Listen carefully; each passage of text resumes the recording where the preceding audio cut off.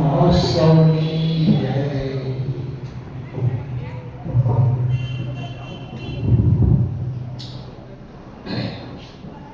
એક ગામની અંદર ચાર ચોર રહેતા હતા. ચારેની ટોળકી ગમે ત્યાં જાય, લૂંટપાટ કરીને આવે અને ચાર બાર પાડી દે વેચીને. એક વખત એ ગામની અંદર એક સંત પધાર્યા અને ત્યાં મંદિરની અંદર ઉતર્યા.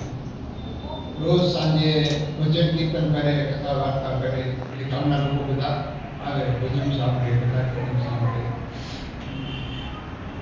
ચોર ક્યારે આવે?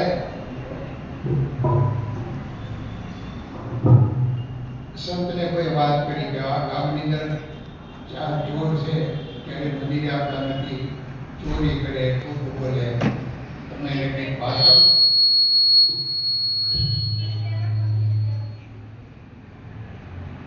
તમારા ઉપદેશથી કંઈક સુધરે.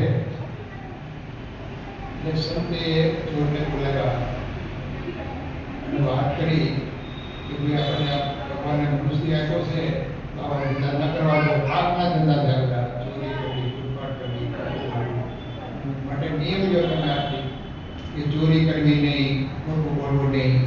ચોર કે અમારી નિયમ લેવાય, અમારી નિયમ લેવાય. આપણે તો ચોરીનો ધંધો એટલે ચોરી કરવી પડે, ખોટું બોલવું પડે, એ બધું કામ નહીં. કે કંઈક નિયમ લો તમે તો તમને લાભ થશે. એમાં એક ચોર હતો, એક જરાક મશ્કરીઓ હતો.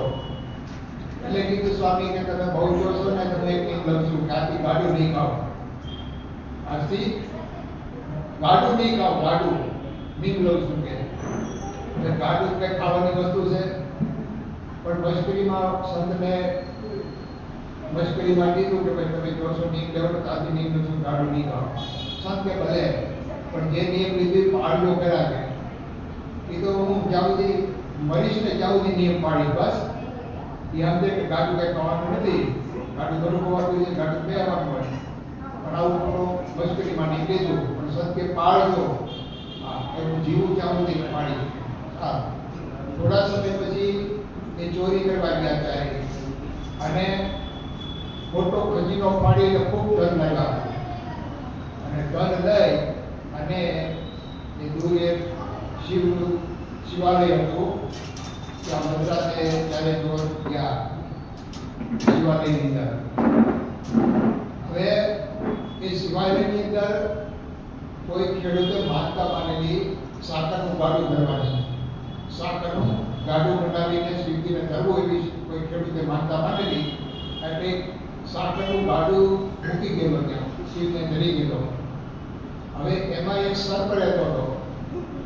તો સર્પ આવે ને ગાડું આખું ચાટી ગયેલો બધું જીભથી.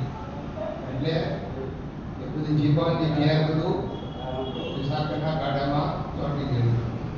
હવે આ લોકો રાતના આવે અને ત્યાં ભાગ પાડવા માટે ભેગા થયા. એક જોડની નજર ગઈ કે એ પ્રસાદી છે કે શિવજી પાસે પ્રસાદી છે કે સાકરની છે, આનો આપણે ખાઈ કે ચાર ભાગ કરીએ કે. તો નીંદ લીધું હતું ને ગાડું ના ખાવું. એને જોયું કે પ્રસાદી તો સાકરની છે, પણ છે તો ગાડું. શું છે? ગાડું છે, સાકરનું ગાડું છે કે મારે ખાવું નથી, કારણ કે મેં નીંદ લીધું છે કે ગાડું ખાવું નહીં. પણ તો લાકડાનું ગાડું ન હોય, લાકડાનું ગાડું તો ખવાય ને, પણ ગમે એમ તો ગાડું છે ને કે નીંદ તૂટી જાય. મેં સત્ય કીધું છે, મરીશ ત્યાં સુધી નીંદ પાડી, મારે ખાવું નથી, મારું નીંદ તૂટી જાય કે આવું ના ખાતો કે. ત્રણે ત્રણ ભાગ કરીને ખાધું અને ખાધા પછી ઘેર બેઠ્યું તો ત્રણેય જણા ચોર બની ગયા. ત્રણેય ચોર બની ગયા. આ બચી ગયો. અને મિલકત હતી, ધન જે હતું એ એકલો લઈને ઉડ્યો, એકલો લઈને વહી ગયો. અને મનમાં વિચાર કર્યો કે સંતની કાંઈ મશ્કરીમાં નહીં લીધો ગાડું ન ખાવું, તો હું જીવ તો બચી ગયો અને મને આટલો બધો લાભ થયો. એટલે ગયો સંત પાસે અને કે તમે જે નિયમ લ્યો મારે નિયમ પાળવું છે.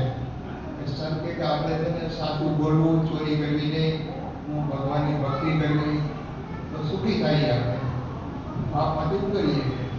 અને પછી ખરેખર ભક્ત બની ગયો, રોજ મંદિરે જવું, ભાણા કરવી, દર્શન નિયમ લીધું તો એને આટલો ફાયદો છો, તો આપણે ભાવથી જો નિયમ પાડીએ, મંદિરે જવાના, સત્સંગ કરવાના, માળા કરવાના, તો ફાયદો ન થાય? તો ભગવાન આપણે સુખિયા કરી દે. અને નિયમ વગરનું જીવન કેવું છે? બ્રેક વગરની ગાડી જેવું. બ્રેક વગરની ગાડી ગમે તે આવી હોય એ બસ સલામત રહે માણસ, ગમે ત્યારે એક્સિડન્ટ કરાવે આપણે. એમ નિયમ વગરનું જીવન એવું છે. જીવનની અંદર નિયમ હોય, મારા કે નિયમ નિશ્ચિત પક્ષ રણવાના હોય તે પાપો સતબી કહેવાય. અને મહારાજે પણ કીધું, સૌ તમે પાળજો રે સર્વે દ્રઢ કરી મારા નિયમ, તમ પર રીજ છે રે ધર્મ અને ભક્તિ કરશે છે. આપણે પણ જીવનની અંદર આવો કંઈક નિયમ ભગવાનની ભક્તિ કરવાનો રાખવો જોઈએ. ગુણા